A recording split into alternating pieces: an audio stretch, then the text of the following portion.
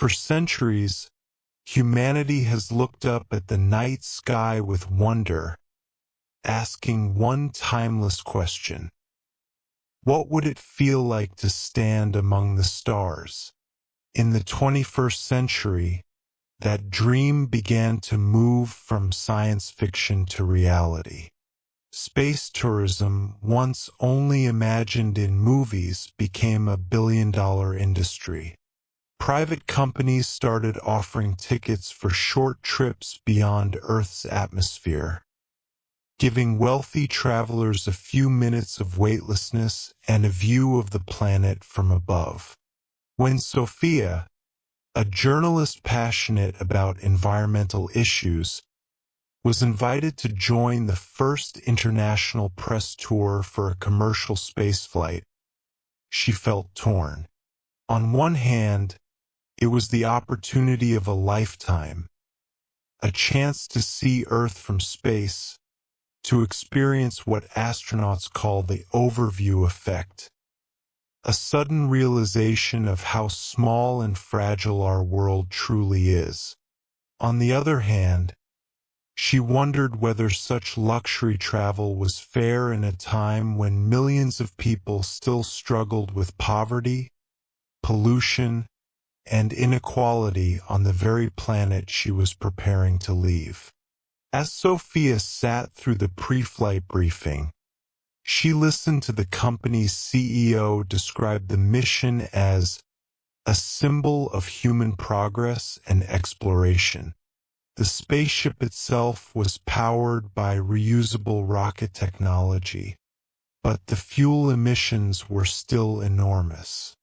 Sophia wrote in her notebook, "Are we exploring for the sake of knowledge or for the sake of profit?"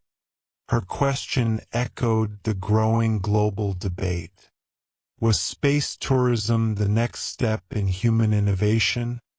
Or was it just another playground for the rich, consuming vast resources for personal pleasure? To find her answer, Sophia decided to go, not just as a traveler, but as a witness to the ethical questions orbiting this new frontier. The launch was smooth and breathtaking. As the engines roared beneath her, Sophia felt the pull of gravity fade away.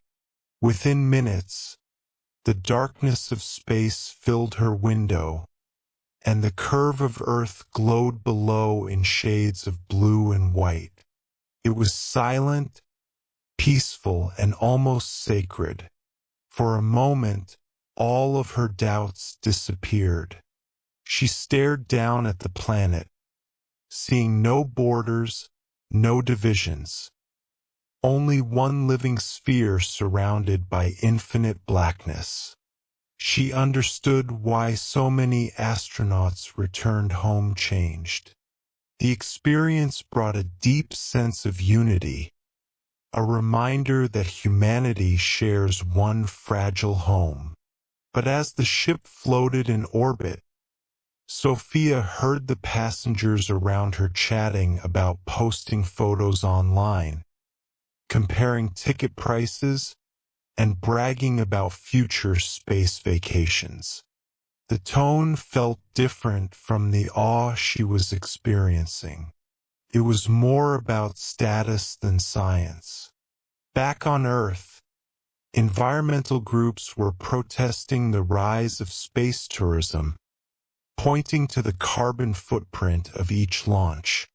One trip to space could release more emissions than an entire village produced in a year. Critics argued that while the wealthy enjoyed 10 minutes of wonder, the atmosphere paid the price. Sophia began interviewing experts for her article. Some saw space tourism as a valuable step toward technological advancement that could one day make space more accessible for everyone. Others warned that it was a distraction from the urgent problems on Earth: climate change, hunger, and inequality. If we can afford to send tourists into orbit, one activist said, we can afford to fix what's broken down here. Sophia found herself caught between admiration for human ambition and concern for human priorities. When Sophia returned from her journey, she felt both inspired and uneasy. Her story became the center of public attention. In interviews, she described the indescribable beauty of Earth from space, but she also spoke honestly about the guilt that followed. It's impossible to see our planet from above, she said, and not realize how much we take it for granted. Her article, titled "The Price of a View," explored the moral questions behind space tourism. Should exploration be reserved for those who can pay? Does the right to adventure justify the environmental cost? Is the human desire to push boundaries more important than protecting our home planet? Philosophers, scientists, and entrepreneurs began to debate these questions openly.